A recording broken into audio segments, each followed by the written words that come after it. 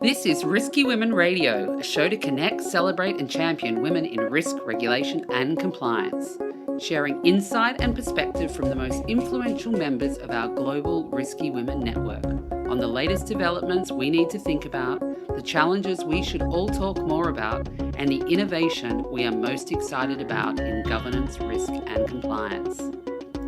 Bringing together the hundreds of senior women professionals already connected with a new emerging group of leading women and men. I'm Kimberly Cole, your Chief Risky Woman. This episode is brought to you by our founding sponsor, Refinitiv.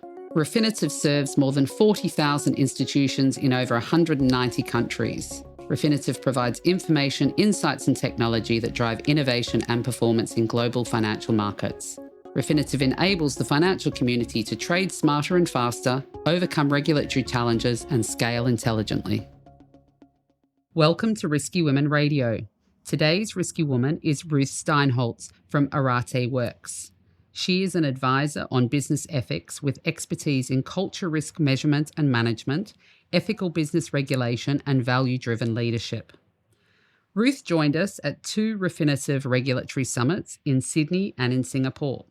And today we're going to share with you the live event from Singapore. It was great also to be joined by Sherry Madeira, the Global Head of Industry and Government Affairs at Refinitiv.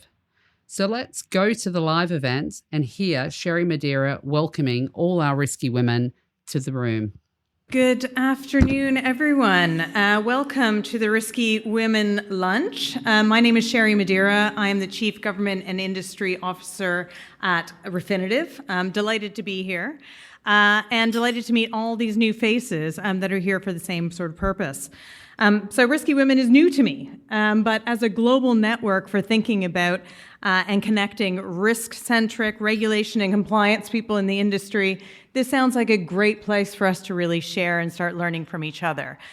So not only events, but podcasts and thinking about ways that we can connect virtually as well as physically and in person is a great way for us to start thinking about how we can continue today forward.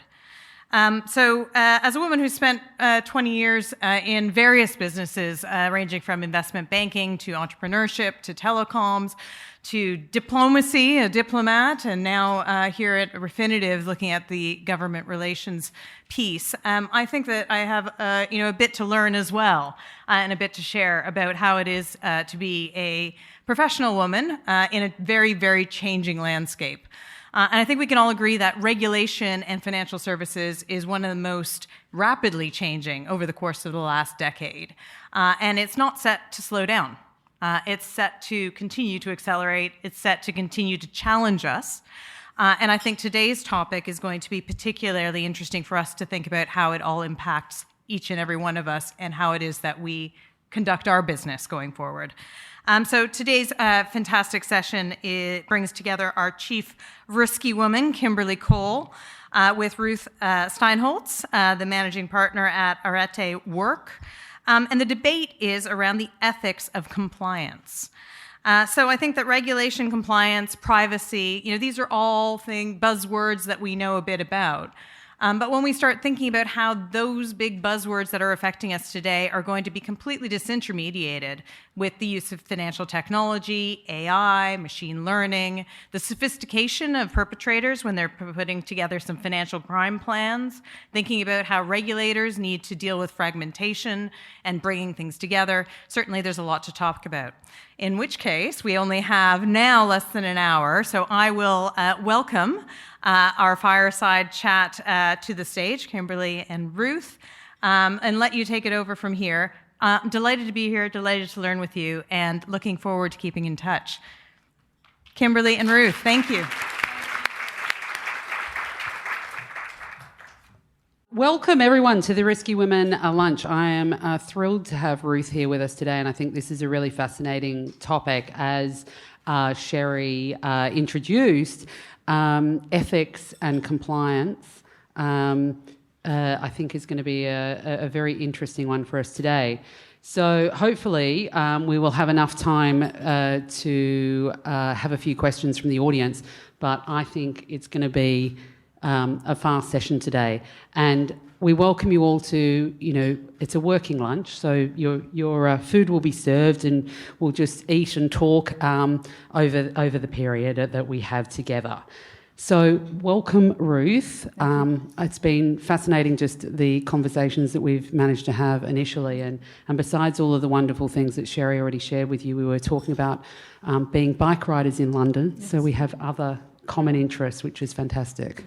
Yes, always brings one together with other cyclists. So you can see on the table as well Ruth's book there as well, which I think at the end of this you're probably not going to have received all of the information that you want. But she is a published author, so there's going to be many opportunities that you can take to get some more information from that. Now, to start with, as we always like to do, because I think it's one of the most inspiring things, is to hear about our risky women's career journey. So can you sort of tell us, how have you ended up where you have? Well, thank you very much, Kimberly. I wish I could say that there was a grand plan from the beginning, but there wasn't. I studied cultural anthropology at university and became a lawyer because I wanted to change the world. Which may sound strange now, but when I became a lawyer, actually, originally in the U.S., that was a thing. And in a way, I feel like my career has come full circle because I immediately became a corporate lawyer, so it got totally, in a way, off the track.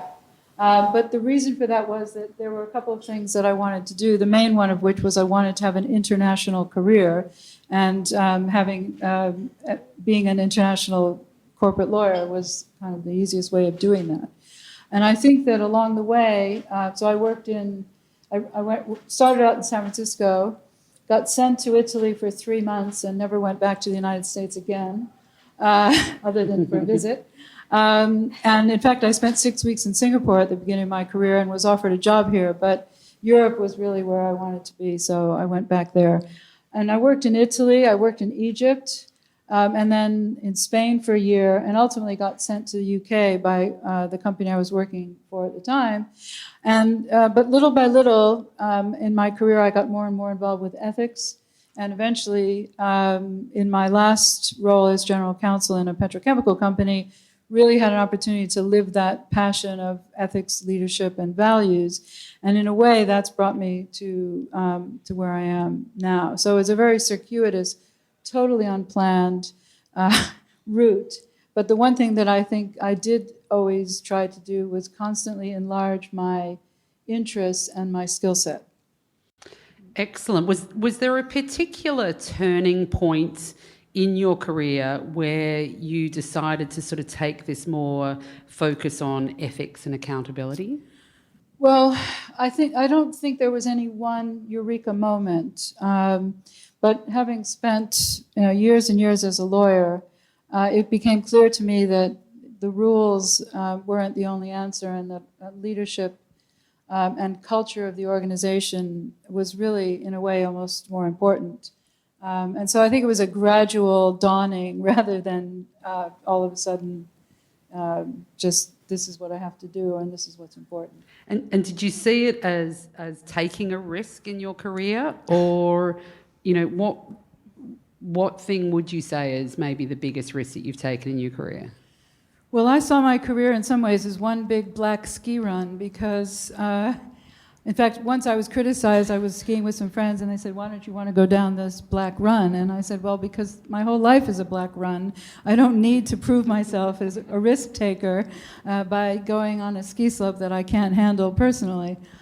Because here I was, so when I started working internationally, really there were very few lawyers who were working outside of their own jurisdiction, often in another language.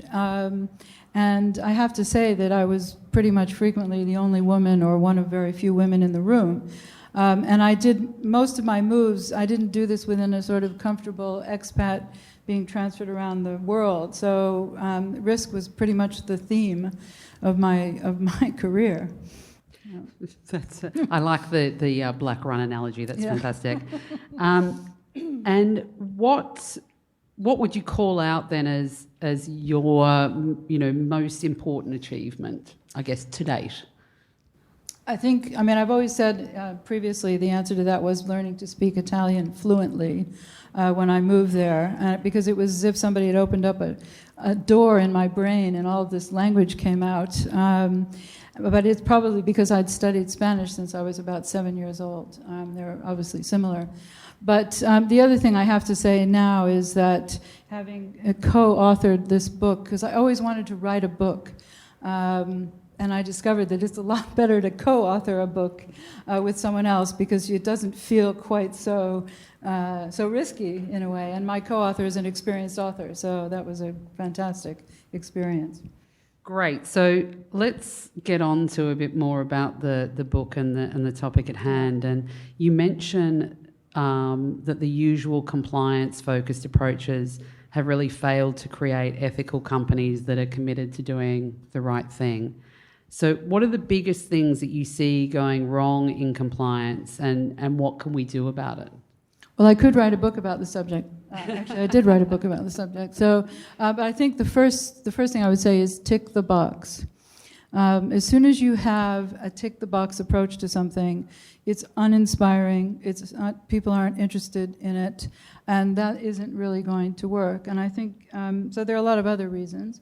Compliance, just sort of pure compliance, let's say, that relies on procedures and policies, and rules. It's too externally focused. So you're trying to motivate people with extrinsic motivation, which is never as strong as intrinsic motivation. So what matters to them personally, and that's why values is so much more motivating and inspiring. So you need a balance. I'm not here to say forget compliance, obviously, but what I'm saying is that you need a balance, and also that the way you do compliance can be values-driven.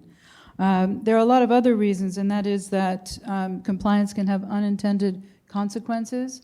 It can actually make things more risky because people think, well, we've got this big compliance department, they're taking care of the risk, so why should I worry?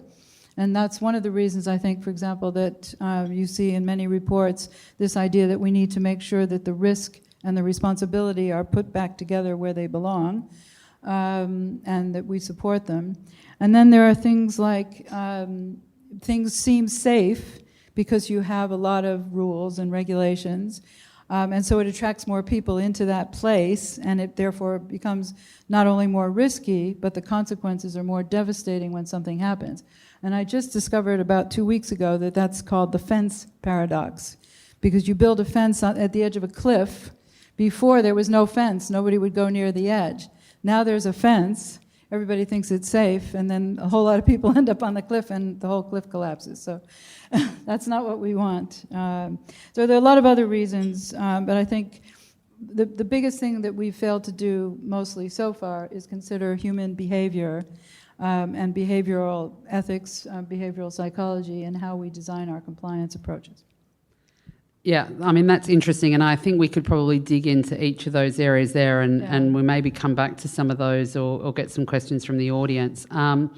But given the audience and the expertise that we have here, what do you think that we can all do about it?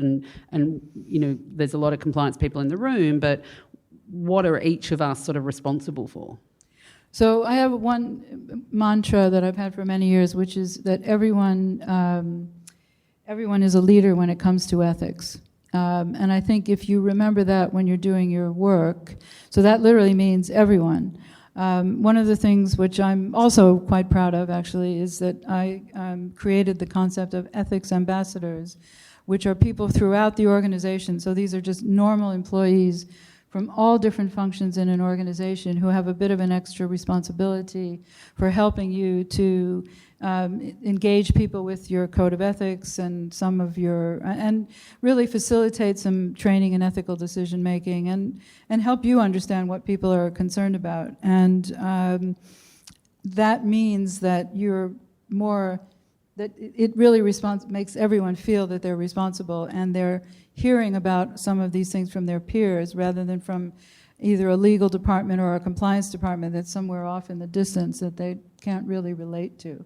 So I think that's one of the big things. And the other one, which is more about senior management, is that organizations really have to connect with their social purpose. Why do they exist? Because no organization really should think that they only exist to make money for their shareholders. And that also means that the system, in a way, has to change a bit. But I think, those are some of the big outlines of areas that we need to be thinking about. And then one other thing, which that we go into in the book quite a bit, is that a lot of the assumptions that we've built our regulatory regimes upon and are therefore our compliance are based on some faulty assumptions. One of which is that deterrence and punishment are effective ways of changing future behavior. And I have to tell you that generally they're not. And that means that, and they can be counterproductive. People feel you don't trust them. Again, it becomes, we're just doing this because it's the law, not because it's really important or good for our business. So questioning some of the assumptions, which is one of the things I'm really good at, is important. Be a rebel. Ask, is this the right thing to do?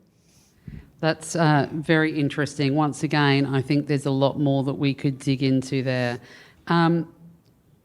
What are the factors that cause people to either observe rules or break them?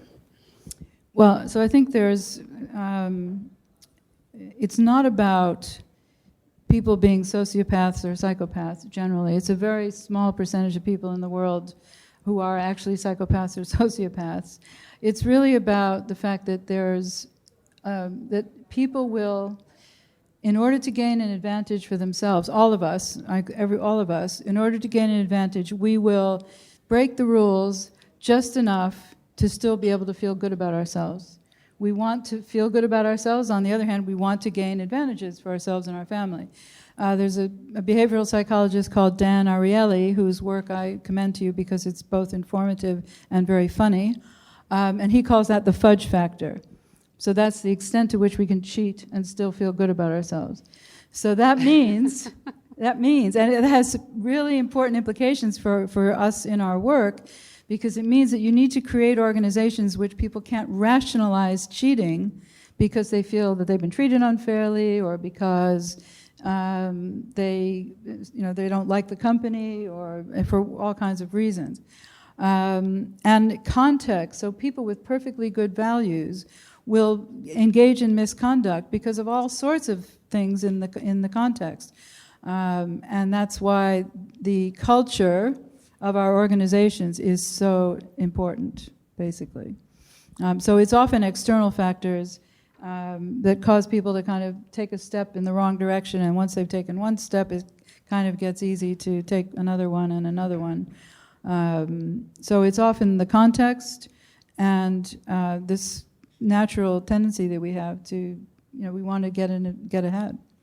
Wow, the Fudge Factor. And obviously there's been a whole lot of examples that we could go into yes. around that, and hopefully we'll have time to talk a bit more. So what sort of factors encourage as well as discourage that behaviour? So if you think about it, if you work for an organization that you are proud of, where you have a sense of shared vision and shared values with the leaders, and that you care about, first of all, you're much less likely to cheat in that situation because you don't, you think you value the organization, and you're also more likely to speak up or to work with someone who you think is sort of moving in the wrong direction. If you couldn't care less about the company, then you're not going to bother, and secondly, you're going to be able to rationalize not doing the right thing. But there are some other things. For example, we all have this innate desire to belong, which leads us into a tendency to conform, so not to stick our head up against over the parapet and speak up. If we think that dissent isn't appreciated or that nobody's going to do anything about it, we're just going to keep our mouths shut. There's interesting research that shows if you're in a hurry, you're more likely not to notice the ethical dimension. There's a thing called the Princeton Theological Seminary experiment where they took students who were studying to be priests and divided them up into two groups. One was supposed to give a talk about the Good Samaritan, another about job opportunities for people after studying in the seminary. And then they set them different time to get to where they were going to talk. And the only people who stopped were the ones that had to help. And then, they had a person along the way who was obviously in trouble and needed help. And the only ones that stopped to help were the ones that had time to stop. Even the ones who were, in their mind, had this idea of the Good Samaritan, so somebody who stops and helps a stranger along the way, they just walk right by this person because they were in a hurry. So there's a lot of really interesting experiments that have been done that kind of show why people behave in certain ways. And the other classic one is about authority. So if someone in authority tells you to do something, people tend to have a natural respect for authority, so they may do it. One of the reasons for that is it kind of absolves them of any responsibility. Well, they told me to do it, so it must be okay. And that's why our leaders have to be careful what they say and what they do. And sometimes it's even things that sound kind of innocent that they say, but they forgot to say, by the way, it's also how you get your results, not just make the numbers, hit your targets. So sometimes it's an error of omission. A lot of leaders don't realize just how often they must keep communicating, continue to talk about the values and why doing the right thing and how you achieve your results is important. So those are some of them. And the one which we talk about quite a bit in the book, and in which in a way I think is the most important thing, is that if you have a blame culture in your organization, and I haven't come across too many organizations that didn't have some extent a blame culture. On the one hand, you have a blame culture, so something goes wrong, you punish people, you discipline them. On the other hand, you say to them, please speak up if something goes wrong. Yeah. Well, I'm sorry, but people won't speak up when they think that the consequence of speaking up is punishment. If they think that the consequence of speaking up is, let's learn from our mistakes and figure out what are all the 20 complicated factors that brought us to this point, then you have that climate of psychological safety, which where people will speak up. And also you have a positive feedback system whereby you fix problems before they become major issues. So really, we've got to get rid of these blame cultures. And aviation safety is the industry that's cracked that the most. Yeah. And generally speaking, safety. So when I worked in a petrochemical company, for example, I was able to say to people, you think having a safety culture is really important. Well, guess what? Ethics is analogous. It's the same thing. So in safety, you'll often have a thing scratched on the mirror in the bathroom saying, you're looking at the person responsible for your safety. Well, you're looking at the person responsible for your ethics. It's the same thing. Gosh, we're getting leadership and all sorts of hints and tips here, so that's fantastic. That's really interesting, very interesting examples. And I guess that also flows into the whole kind of whistleblower programs and all of those things where you almost need to have this, I guess, celebrate failure almost so that people feel able to come forward with issues. Yes, it's how your leaders react when something goes wrong makes a huge difference. I mean, I was really privileged in the petrochemical company. We really did have this huge push on safety. And, in petrochemicals, if something goes wrong, you can blow things up and kill people. So, of course, it was something people paid attention to. But what really struck me was when something did go wrong, and luckily we didn't kill, I think we had one fatality, which was actually a car accident. But whenever something went wrong, the people who were involved in that area would come into our management team meetings with a full root cause analysis, naming all of the factors that had gone wrong, including often things that they were personally responsible for, discuss how they had interacted, what went wrong, what they were planning to do about them, and who was responsible for it. And the conversation was all very calm. And just, okay, that's fine, understand that, and make sure you do what you say you're going to do. And so people were fine to come in and tell the CEO and the CFO and General Counsel, myself, because they were fixing it. So, I mean, obviously a lot of culture, a lot of tone at the top requirements, and what are the biggest roadblocks to really ensuring that you have ethical business practice and that you have got the leadership that's required? Well, I think mediocre leadership is probably one of the biggest problems, and again, without blame. So think about it. Most people get into leadership positions, professionals in particular, because they were good technically at whatever they were doing. So they might have been good lawyers, they become general counsel.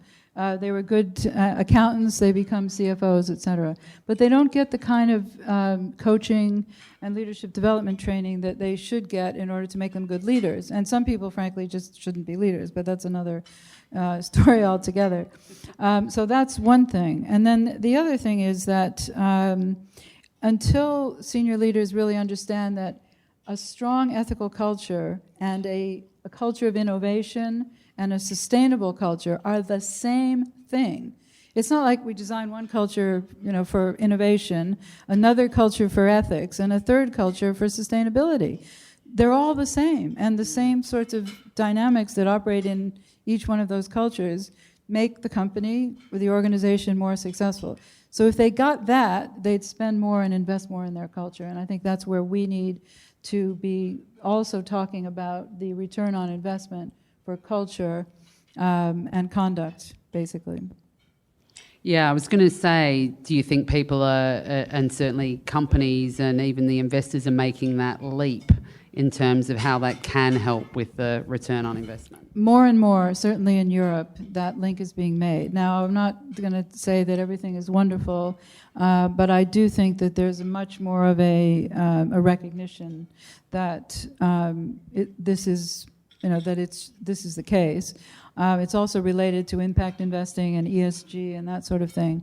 But also it's because there have been so many failures where you had perfectly reasonable compliance structures and codes and all the rest of it, and yet you still had these failures. So it's clear that compliance alone can't solve this problem. So yeah, I think.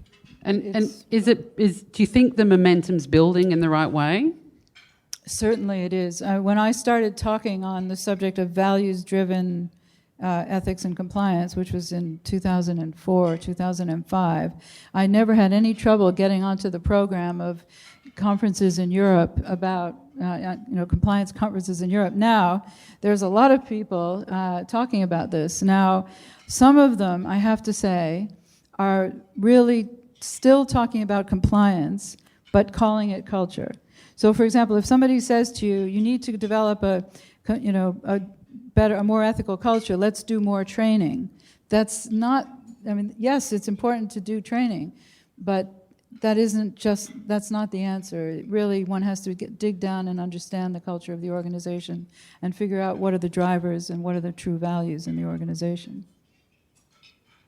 And so what then most excites you about the opportunities and ideas that you sort of see around how things are developing and for compliance, and I guess specifically in financial services? Yeah, I think the most interesting sort of regulatory developments that are leading the way in terms of culture are the Dutch. So I don't know how many of you heard about the approach of the Dutch National Bank, the DNB.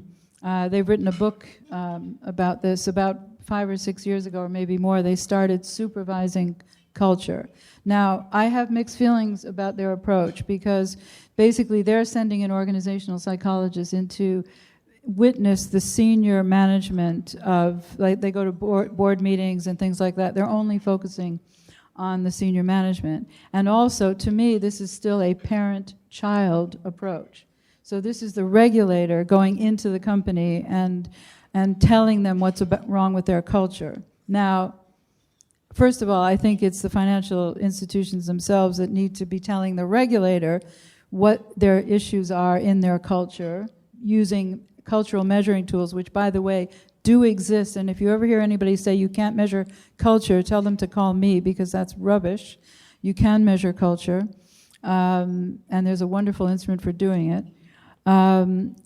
So I think really it should be the financial institutions being able to increase their level of trust with the regulators by being able to talk about the forces in their culture that they're working on trying to improve in order to.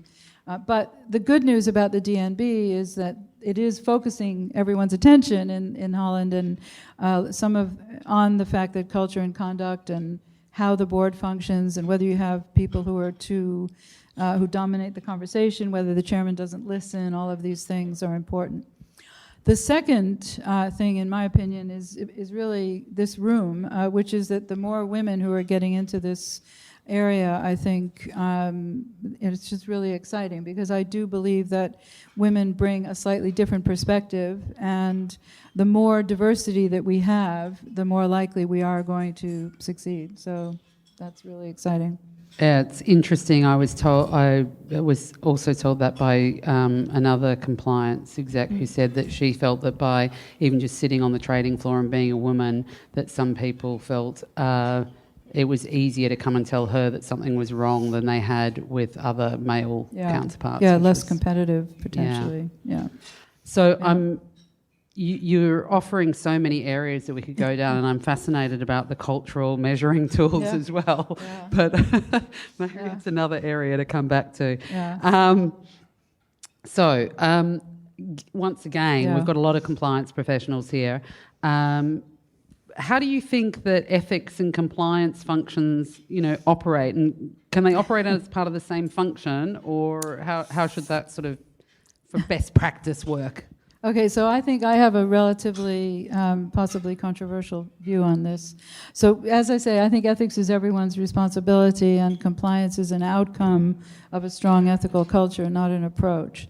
I don't think you should separate ethics and compliance. On the other hand, I don't think that you should make the compliance function responsible for culture because the CEO and the senior management is responsible for culture. What I do think is that all of the functions across the board need to be working together, and the more siloed you become, the worse it is, because it means that you're not talking to and appreciating how all of the different functions can work together. So, I think that ethics and compliance, if they're seen as two areas, they should probably be together. In a way, but there's pros and cons. And, originally I didn't really see the need for a separate compliance department outside the legal function, but that was because I was a pretty unusual general counsel, possibly. But one reason for that was that over the arc of my career, I watched the legal department struggle to get the recognition of the importance that it needed, which took, frankly, about 20 years. And around the time when general counsels were getting a seat at the top table, compliance split themselves off from that in many cases, and then had to start climbing the ladder themselves again. But it does depend entirely, I think, on the organization of the company, what's the best way to look at it. But I think ethics is the responsibility of management, and it needs to be supported in a variety of ways, but I hate to see it be seen as something that's not the responsibility of management.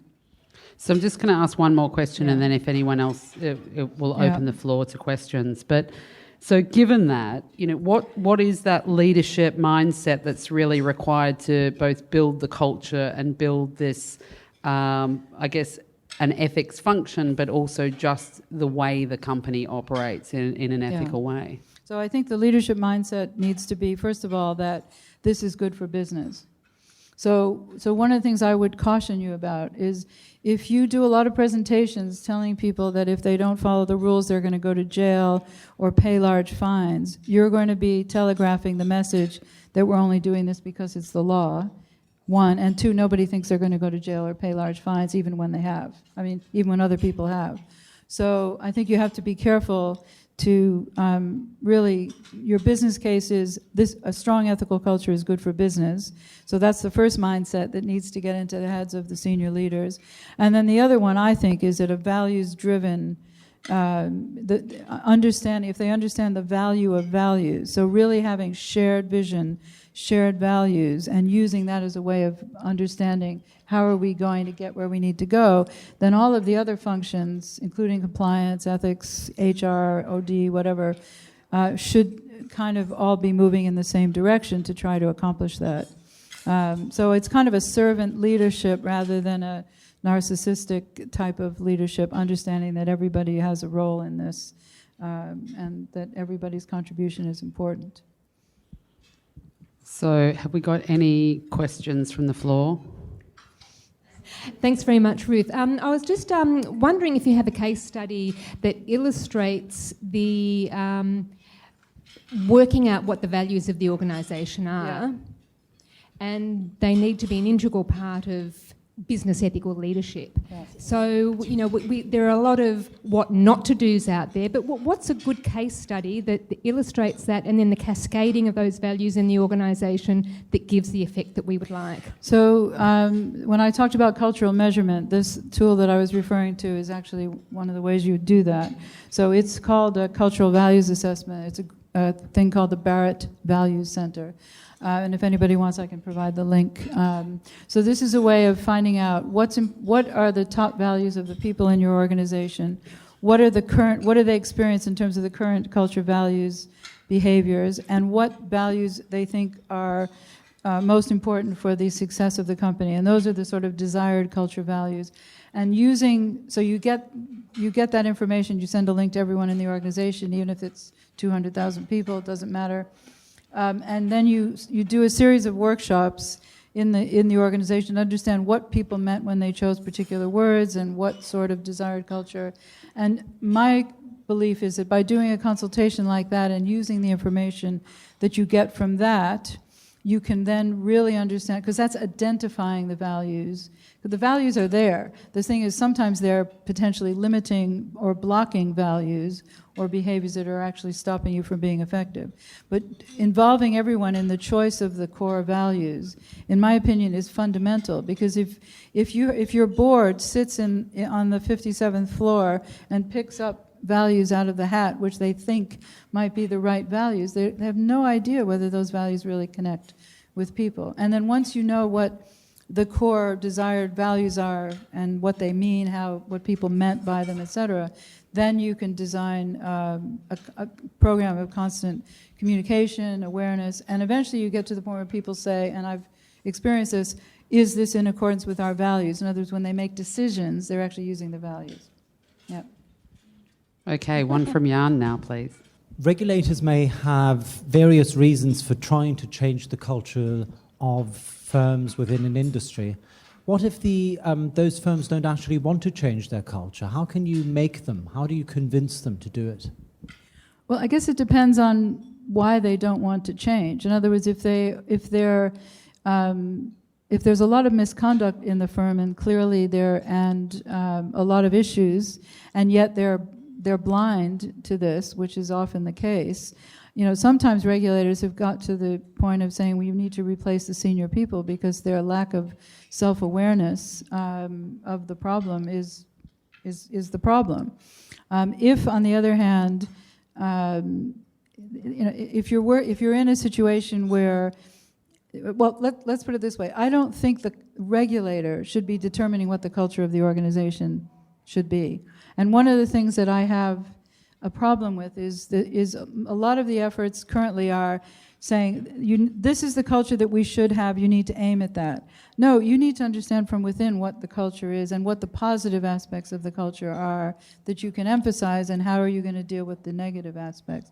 But if it's an extreme case of a toxic culture, you may have to remove the current leadership in order to fix it, because the culture is a reflection of the leadership values and behaviors, maybe past leaders, but maybe current leaders. So, and some regulators have the power to do that, others don't. So, you mentioned at the start the sort of tick-the-box idea causing problems for both ethical behaviour and how you really gave accountability and responsibility to more people and I guess leadership from everybody as well as the leaders. If you're looking at industries where you would say there's best practice, where would that be, and how should the financial industry take those on board? Well, I mean, the pioneer in terms of working through blame to accountability is aviation safety and that whole safety culture. There are financial institutions who have used the cultural measuring tools. Old Mutual, for example, which is now, they've demerged and changed their business, but they, over a period of years, really took to heart looking at their culture and strengthening their risk culture. They used the Barrett tools to understand their risk culture, and one of the inputs into their 3 lines of defense, et cetera.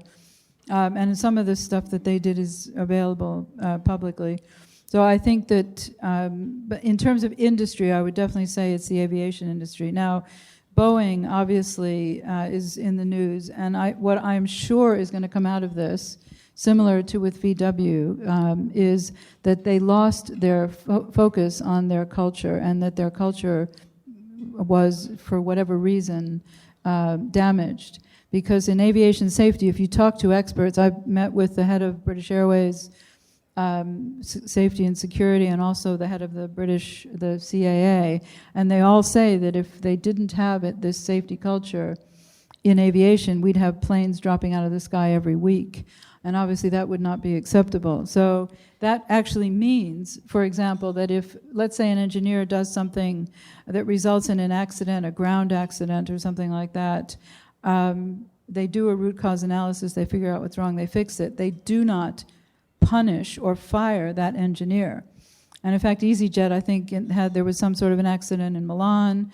The local contractor fired the person who was involved in it. EasyJet went back to the contractor and said, if you don't reinstate that person, we're firing you. Because as soon as you start firing people in that context, they stop telling you when they made a mistake or when something's gone wrong, and that's when things really go wrong. That's fascinating.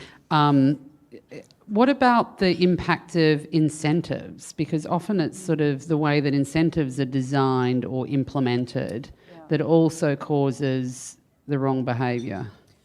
Yeah, I wrote a little guidebook for the Institute of Business Ethics called Performance Management for an Ethical Culture, and we looked also at incentives. Obviously, incentives are a major issue, and frequently you end up with perverse incentives that are designed apparently to work but then cause people to do the wrong thing. I think the main response that companies, including financial services companies, were basically doing, first of all, reconnecting with their values, but then making sure that performance management and incentives were based on not only what you achieved, but how you achieved them. And in many cases, for example, in pharmaceuticals, GSK example, they completely disengaged sales from their incentives because they just couldn't figure out how you wouldn't end up with the wrong behavior. So I think that one really has to be careful when incentives have to be long-term. They need to really reflect the reality of the situation, and they need to be focused on what is the real purpose of the organization, not just let's make money in the short term. And the system, by the way, has to change also in that regard. So, yeah, that's all very good learnings. I think we don't have much longer left, so if no one has any other questions, I'm going to ask some maybe a bit more general ones, which are some of my kind of fun ones, which are, if you think you were, Queen Ruth for the day, what's the one thing that you would change now? In general, you mean in compliance? Yeah. Or? Well, you can have one of each if you like. You're the Queen. Well, I would stop Brexit. That would be the one thing I would change. Totally. Sorry, I can't resist that. That is the most important thing right now, as far as I'm concerned. I think in compliance, I would say that I would hope that people working in compliance would realize that they need to widen their experience and not just focus on I know the rule and I know how to apply it.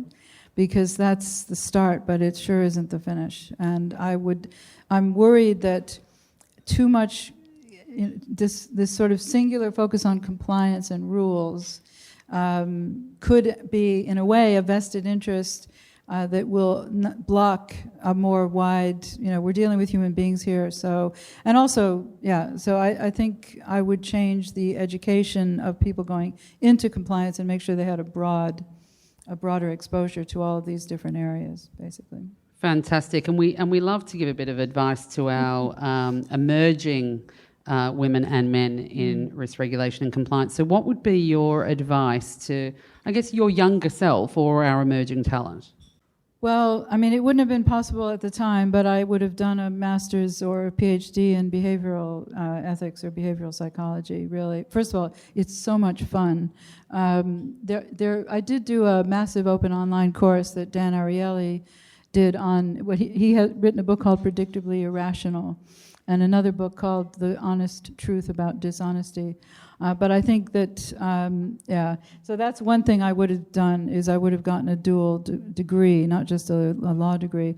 And the other thing is, which is a bit off the wall, and again, wouldn't have been possible at the time, but I would have gone for non-executive director roles when I was in my 40s. So don't wait until you start to have a lot of gray hair before you think about NED roles in, even in completely other companies, industries, charities, whatever. It's a really good way to get executive experience, and I wished I'd done it 20 years ago. So what is that one thing then that you wish you knew now that you knew then? No, you wish you knew then that you don't know. That's totally confused, but hopefully you understand the question. What is the one thing you wish you knew then that you know now?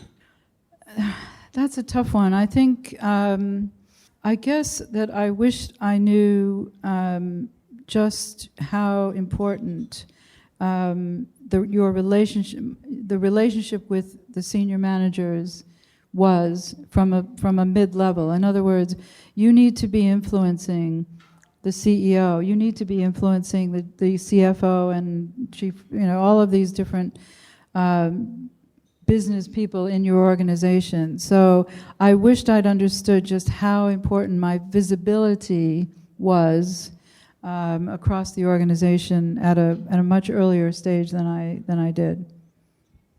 Thank you. That is absolutely brilliant. I think we've got so many hints and tips there from both on ethics, compliance, as well as leadership advice. So, Ruth, I want to thank you, and let's everyone give Ruth a round of applause. Thank you for listening to this exciting episode of Rescue Women Radio to connect, champion, and celebrate women in risk regulation and compliance. I'm Kimberly Cole, based in Hong Kong.